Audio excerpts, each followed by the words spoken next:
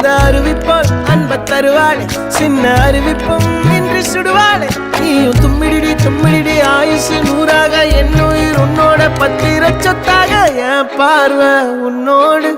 உன் பொம்மை கண்ணோடு பேசாமல் விண்ணோடு நாம் மிதந்து போவோம் காதாரா அடியாளோ நான் தாங்க